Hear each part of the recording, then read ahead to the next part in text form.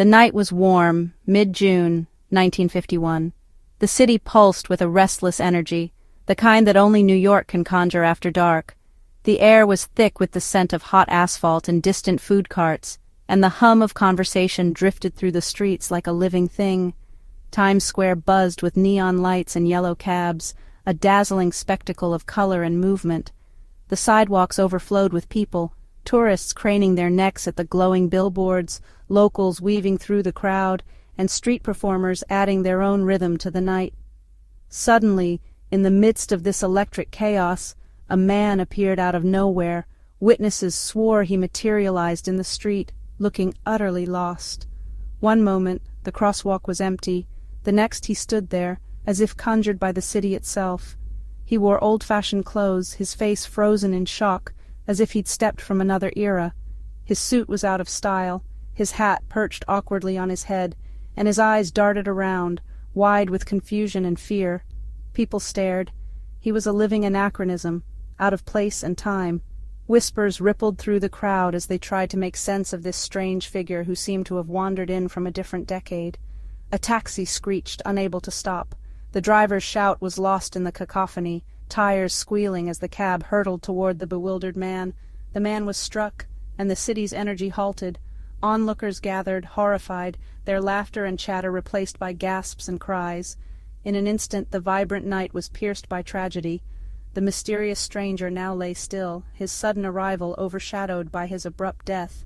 The crowd pressed closer, drawn by morbid curiosity and a sense that something extraordinary had just occurred. Who was he? Where had he come from?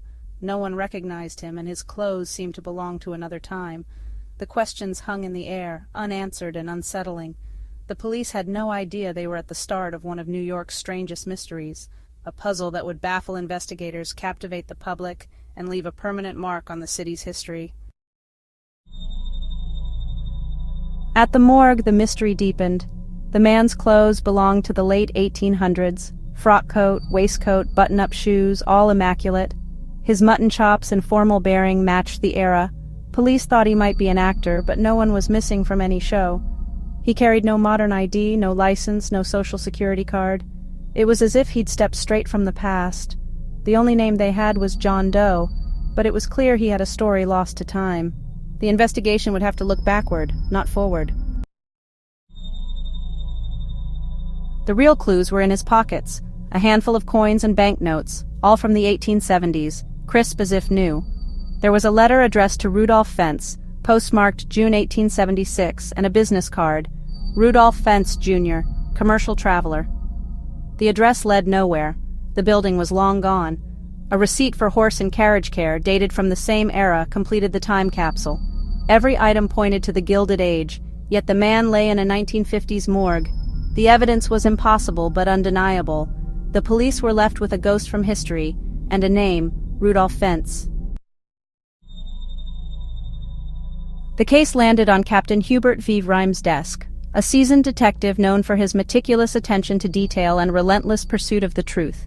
The strange circumstances surrounding the unidentified man found in Times Square immediately piqued his curiosity. Rimes sensed there was more to this case than met the eye, and he was determined to uncover every possible lead, no matter how obscure. He began his investigation by combing through city records, searching for any clue that could reveal the man's identity. After hours of painstaking research, Rimes discovered a listing for a Rudolph Fentz, Jr., at the same address found on the mysterious business card in the victim's pocket. This small detail was the first real thread in an otherwise tangled web of questions. Digging deeper, Rimes found no record of the man's death, but he did uncover a missing persons report from 1876. The report described a man who had vanished without a trace during an evening walk. His physical description and clothing matched the body lying in the morgue. The details were uncanny, as if the man had simply stepped out of the past and into the present. The conclusion was staggering. All evidence pointed to the impossible. The man killed in Times Square was the very same Rudolph Fentz who had disappeared 75 years earlier. Rimes was left reeling, struggling to reconcile the facts with any logical explanation. The case defied all conventional understanding, leaving the detective both fascinated and deeply unsettled. Rimes carefully documented every detail of his findings, compiling a thorough report that outlined the bizarre sequence of events. Despite his exhaustive efforts, the case was ultimately closed as unsolved. There were simply too many unanswered questions, and no evidence of foul play or a crime. With no family left to notify and no crime to pursue, the file was quietly shelved. Yet the mystery endured. A man who seemed to have walked out of the past and into the future, leaving behind only questions and a sense of wonder that would haunt Captain Ream for years to come. For decades, the story of Rudolph Fentz lingered in the shadows of popular culture, a strange footnote whispered among those who loved the bizarre and unexplained. It was a tale that seemed almost too incredible to be true, yet it persisted, passed from one curious mind to another, growing with each retelling. The legend simmered quietly until the 1970s, when it suddenly burst into the spotlight. A paranormal journal published the story as a factual account, presenting it as undeniable evidence of time travel. A man out of time, lost in the bustling streets of New York. From there, the legend took on a life of its own. It was retold in countless books, whispered about in late-night radio shows, and eventually found a new home on the internet. Each version added fresh twists, new witnesses, mysterious objects, and even more dramatic circumstances. Yet, at its heart, the core of the story remained unchanged. A bewildered man from the 19th century, suddenly appearing in the 20th, only to meet a tragic and abrupt end moments after his arrival. The story captivated the imagination of people everywhere. It tapped into our fascination with the unknown, our longing to believe in the impossible, and our enduring love of time travel and unsolved mysteries. In 2000, determined to uncover the truth, researcher Chris Aubeck began a meticulous investigation.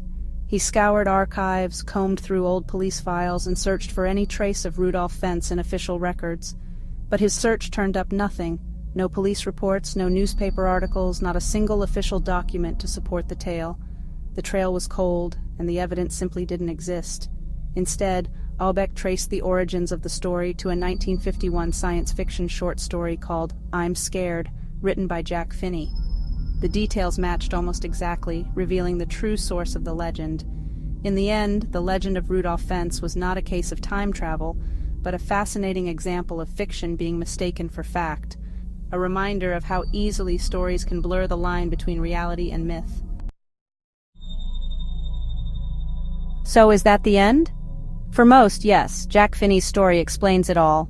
But some wonder, what if Finney heard a real account and fictionalized it?